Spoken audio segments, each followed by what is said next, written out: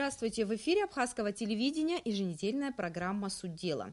Сейчас самые горячие новости приходят из Сирии, охваченной войной. Конфликт этот приковывает внимание нашей общественности не только потому, что все больше стран оказываются вовлеченными в него, но и потому, что в Сирии проживает многочисленная абхазская диаспора. Чтобы поговорить об этих вопросах, мы пригласили в студию директора Центра стратегических исследований при президенте Абхазии Олега Домения. Олег Несторович, мы рады вас видеть в нашей студии. Добрый вечер. Конфликт в Сирии, вот если брать географические координаты, он происходит на Ближнем Востоке, в принципе, далеко от Абхазии. Но все же это имеет отношение и к Кавказу, и к нашей республике.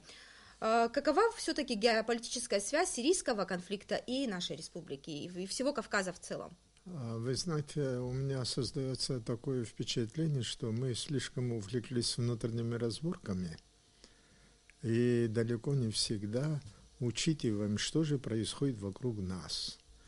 Это происходит с нами тогда, когда наша республика, она очень маленькая и зависима от внешних факторов. По своей радикальности того, что происходит сегодня в мире, его можно сопоставить только с тем, что происходило в начале 90-х годов прошлого столетия. Смена биполярного мира на однополярный. То есть после Второй мировой войны сложился определенный миропорядок из двух блоков, из двух систем. Эта смена миропорядка сопровождалась, мы с вами хорошо знаем, разрушением СССР, войнами на Балканах, на Кавказе, на севере Африки и на Ближнем Востоке. И вот этот процесс установления, укрепления или утверждения однополярного мира продолжается по сей день. Возник новый миропорядок, и, естественно, восточного блока не стало, а остался один западный блок, трансатлантический альянс, или то, что мы называем НАТО, во главе с Соединенными Штатами Америки. Они, естественно, двинулись на восток. Значит, этим была вызвана и война в Абхазии. В общем, прямая связь. Да, естественно, и в Карабахе, и в Южной Осетии, и на Балканах. Значит, этим было вызвано как раз тем, что происходило вот здесь, на территории бывшего Союза. И продолжает происходить, кстати говоря. Напряженность ведь сохраняется на всем постсоветском пространстве. Олег Несторович, вот как вы сказали, многие эксперты считают, что эскалация напряженности на Ближнем Востоке может привести к потере равновесия в целом на Кавказе. Эта война, которая сейчас ведется в Сирии, в Ираке, на Ближнем Востоке в целом, да, эта война особенная. Она очень не похожа на ту войну, которую мы с вами знаем. Значит, там война – это культурно-цивилизационная. Это война сетевая, это война информационная или киберинформационная, это война ресурсная, это война гибридная. На почве религии конечно, тоже конфликт имеет. Дело в следующем, кстати говоря, почему происходит война, почему сталкиваются, почему воюют. В конечном итоге, конечно, воюют за ресурсы. Олег Несторович, вот все-таки позиция США тоже находит поддержку среди населения северокавказских республик тоже. Конечно, большая часть поддерживает официальные власти Сирии, но и молодое поколение тех, кто придерживается мусульманской религии, они все-таки их вызывают симпатии этих боевиков. Дело в следующем. Вот этот мусульманский радикализм, который представлен сегодня ИГИЛом, Джабхат аль-Нусра и другими вооруженными формированиями, они тоже исповедуют, собственно, такую же идеологию. Их идеология во многом напоминает. То есть они хотят сформировать новый мусульманский халифат на основе истинной мусульманской веры. Но это же опасно для Кавказа. Да, это тоже не национально. Арабский мир, арабское государство, значит, там же несколько государств. Или тюркские государства, ведь несколько государств. И вот формируется новая модель формирования мусульманского мира на основе единой, истинной мусульманской веры. Причем под единой мусульманской верой понимается то, что они при этом понимают, что они подразумевают. И американцы, и игиловцы стремятся уничтожать людей, если они не исповедуют их веру. Но эти взгляды для Кавказа вот особенно опасны. Кавказ же переживает постоянно какие-то войны, какие-то потрясения. Несомненно, вот потому я и как раз и говорю, что это очень серьезная угроза. Кстати говоря, карта мусульманского халифата, они ведь опубликовали, они туда включают и Кавказ. Значит, это разве для нас что, не угроза разве? Это значит, они очень, знаете, они ведут большую информационную, масштабную, глобальную войну. Это не просто какие-то мелкие, какие-то маргинальные какие-то группировки, а там, знаете, целые огромные институты их обслуживают. Они финансируются щедро. Есть центры, которые их готовят. Вот в минувшие выходные, кстати, в Сухуме прошел митинг в поддержку официальных властей Сирии, и глава государства нашего принял участие в этом мероприятии. Он также высказал свою позицию по поводу этого конфликта. Давайте послушаем, что говорил Рауль Хаджимба. Сегодня мы собрались здесь, чтобы дать сирийскому народу четкий и недвусмысленный сигнал о нашей поддержке и солидарности. Война, которая раздирает на части сирийское государство, вызвана не только внутрисирийским противостоянием, но безответственной политикой некоторых стран, включая так называемых глобальных игроков, для которых поддержка разрушительных сил в регионе оказывается приоритетнее сотрудничества с Россией, Ираном и другими государствами, ведущими бескомпромиссную борьбу с мировым злом терроризма. В общем-то, глава государства выразил поддержку политики, которую проводит Россия сейчас в Сирии. Но ВКС Сирии начали военную операцию, ВКС России в Сирии начали военную операцию еще год назад. Ну вот почему именно сейчас мы вот так отреагировали открыто на происходящее в Сирии? Ведь война уже 5 лет там как началась, и год назад была начата военная операция. Россия сегодня наращивает свой военно-технический потенциал, свой государственный потенциал. И Россия сегодня выступает одним из ведущих геополитических игроков. Она продемонстрировала это еще в 2008 году.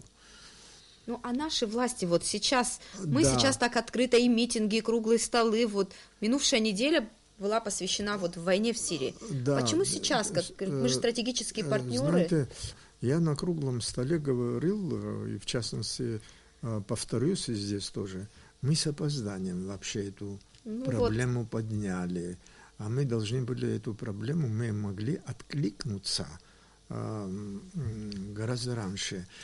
Тем более Россия является нашим геополитическим партнером, верно? Россия уже воюет в Сирии почти год.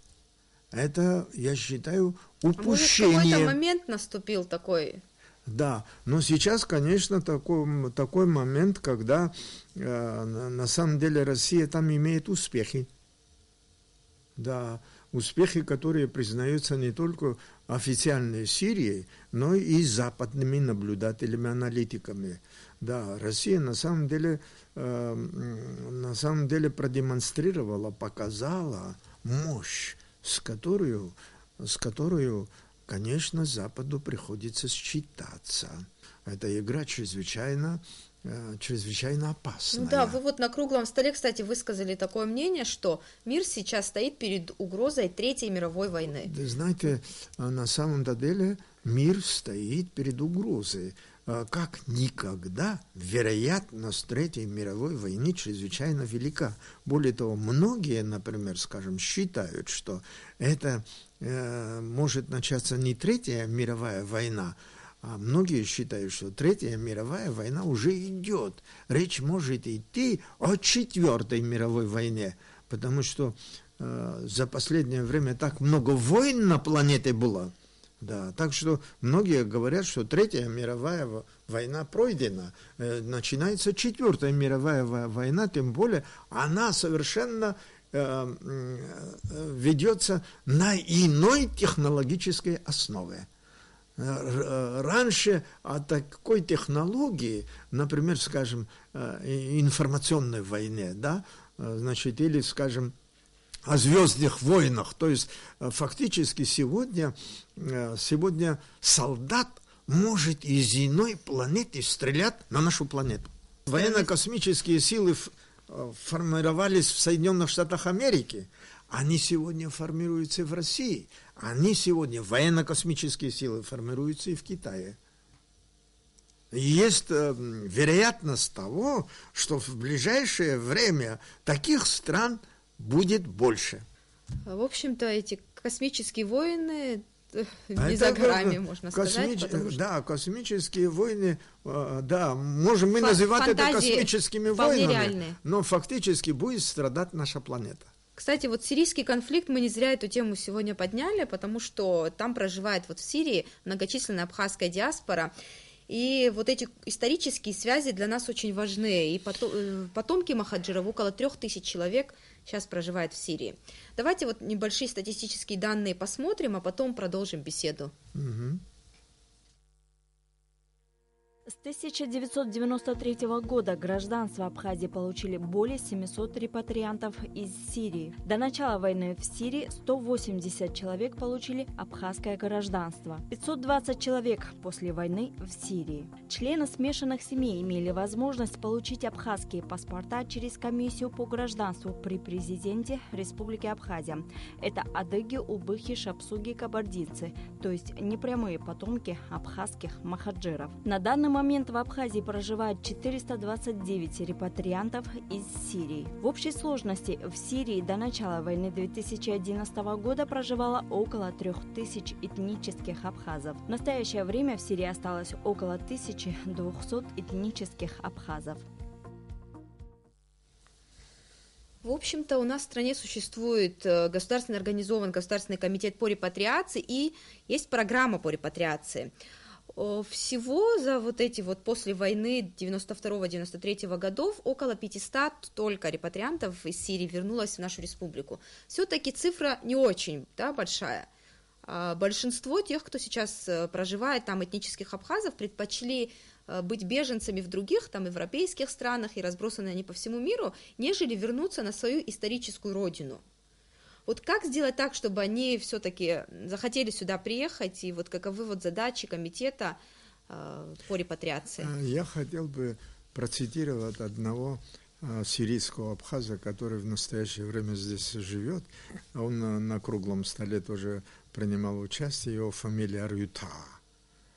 А вот он сказал так, что когда мы в Сирии оказались, мы не жалели, что теперь уже, говорит, мы не жалеем, что жили именно в Сирии.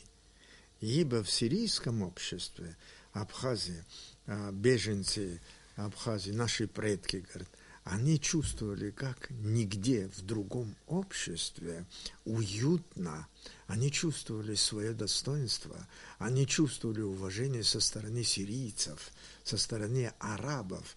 И мы тоже, наши предки, проявляли большое уважение к ним. То есть мы оказались в такой социальной среде, где было социальное тепло, социальная обеспеченность, уютность и так далее. Ну, а что сделать так, чтобы им комфортно было возвращаться на родину? Все-таки наша задача в чем заключается? Для этого, конечно, само наше общество должно быть, во-первых, уютным, удобным для жителя. Внутрисоциальные вопросы. Да, конечно. Надо сделать так, чтобы изменить ситуацию таким образом. Люди вместе могли жить не только толерантно, как-то поддерживая друг друга, значит, люди должны тянуться друг к другу. Кстати, вот одним из последних, кто приехал в Абхазию из Сирии, является Нихат Бала. Он уже получил гражданство Абхазии, работает в Очамчире. Мы побывали у него и небольшой сюжет подготовили. Я предлагаю сейчас посмотреть его. Спасибо. Всего несколько месяцев назад потомок махаджиров, этнический абазин, Нихат получил абхазское гражданство. Ранее он приехал из Сирии в нашу республику вместе с многочисленной семьей, супругой, с 4 детьми, матерью и сестрами. Обосновались в Очамчире. Диплом врача и опыт работы Нихада оказались кстати. В районной больнице как раз искали врача-хирурга. Как я самый старший в семье, у меня отца нету. Я за всю семью отвечаю. Я первый как шанс была как приехать в Россию поработать. Уехал. 2011 год, как для большинства жителей Сирии, для Нихада и его семьи оказался временем испытанием. В спешке пришлось бежать из страны, охваченной войной. Так они оказались в России, а затем приехали и в нашу республику. Только руины от построенного еще его дедом дома остались от семейного очага. В одном из видеороликов, которые регулярно выкладывают террористы в YouTube, Нихат случайно увидел свой дом, или точнее то, что от него осталось. Такую же участь постигла и его квартира в Алеппо. Нету ни одна точка там, где можно говорить, тут хорошо, или тут мирно, или тут может как-то без судьбы Аллаха, чтобы смерть не следил за мной. Там смерть как будто По пятам ходит. Да, везде есть. Абхазия за короткое время стала для Нихада не только пристанищем. Теперь он планирует обосноваться здесь навсегда. А Сирия, по его словам, конечно же, останется родиной, но только в памяти. Возвращаться в этот ад, из которого чудом удалось бежать живым, Нихад и не думает. В общем, если говорить вот об адаптации наших репатриантов, Нихад это вот, наверное, один из лучших примеров, потому что тут и языкового барьера не было, он прекрасно владеет и русским языком, несколькими языками, и сейчас изучает абхазский, и профессия у него очень подходящая, востребованная в республике. Ну вот, допустим, вот без особого пока желания репатрианты покидают свои родины и возвращаются на историческую родину. Но если произойдет так, что вот этот поток мигрантов хлынет к нам в республику, мы готовы, вот к какому количеству вообще мы готовы вот, мигрантов? К великому сожалению, конечно, мы, скажем, так плохо подготовлены к тому, чтобы принять, например, скажем, большое количество мигрантов. Хотя мы очень хотим и очень заинтересованы, чтобы территорию Абхазии населить нашими гражданами и так далее, очень, потому что населения не хватает.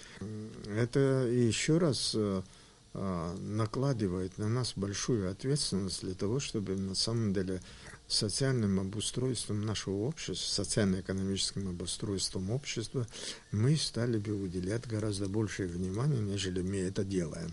То, что мы делаем сегодня, недостаточно.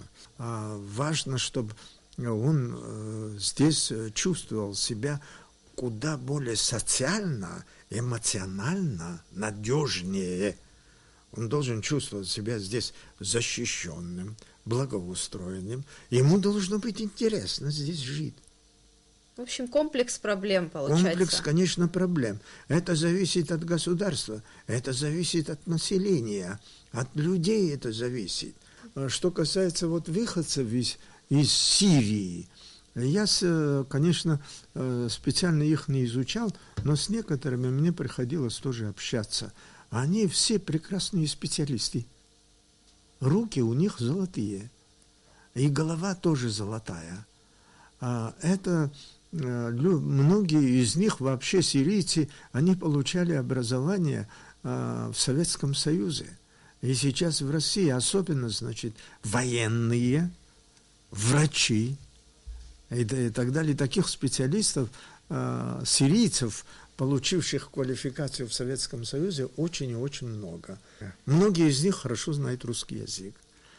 Вот языкового барьера для них не существует, как, скажем, даже выходцев из Турции. Многие репатрианты, которые за пределами живут в Абхазии, они даже не знают вот об своей исторической родине. Они вот, и нет у них представления о том, что из себя представляет Абхазия, как она выглядит. И, кстати, вот о проблеме репатриантов мы поговорили с полномочным представителем Абхазии в Турции Наром Гицба, и он тоже свое мнение высказал по этой проблеме. Давайте послушаем его.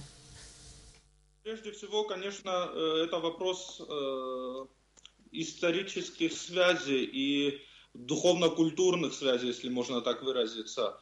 Как вам известно, на территории Сирийской Арабской Республики проживает численная абхазо-адыгская диаспора. И, конечно, те процессы, которые на сегодняшний день имеют там место, не могут нас не беспокоить, в том числе и из-за того, что очень большое количество наших соотечественников является жертвой внутриполитического конфликта.